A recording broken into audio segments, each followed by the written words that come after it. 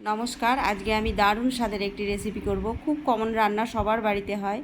অনেকে ভাববেন যে এটা আবার দেখানোর কী আছে, এটা তো সবার বাড়িতে হয়। হ্যাঁ, সবার বাড়িতে হয়, একই রকম একই প্রসেসে রান্না হয়।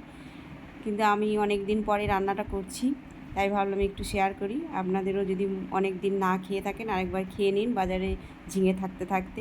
1 কিলো মতো ঝিঙে নিয়েছি, আমি ধুয়ে ছুলে নিয়েছি, তারপরে টুকরো টুকরো করে কেটে নিয়েছি। 4 টেবিল চামচ মতো কড়াইতে আমি সর্ষের তেল দিয়েছি। 6 চামচ আমি দিয়ে দিয়েছি, 6 টেবিল চামচ দিয়ে দিয়েছি পোস্ত। তার মধ্যে শুকনো আমি প্রথমে বেটে নিয়েছি, তার মধ্যে 4টে কাঁচা লঙ্কা দিয়ে আর একটু জল দিয়ে পরে বেটে নিয়েছি। এবার আমি ঝিঙেটা ভাজা করে নেব। এই যে আমি ভাজা করে নিচ্ছি, তারপরে ঢাকা দিয়ে 5 থেকে 6 মিনিট হতে দেব। তারপরে ঢাকনা তুলে আমি পোস্তটা দেব।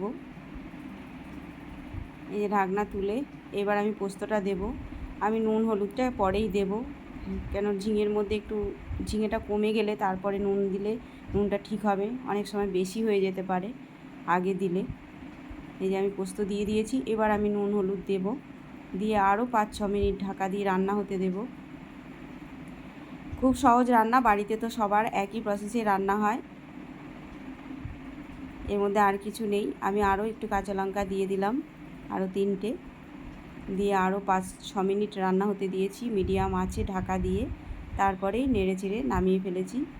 খুব তাড়াতাড়ি হয়ে যায়, সবাই তো জানেন, এটা আর বলার কিছু নেই। যদি অনেক দিন না খেয়ে থাকুন, ঝটপট বাড়িতে বানান, খান, এনজয় করুন। ধন্যবাদ।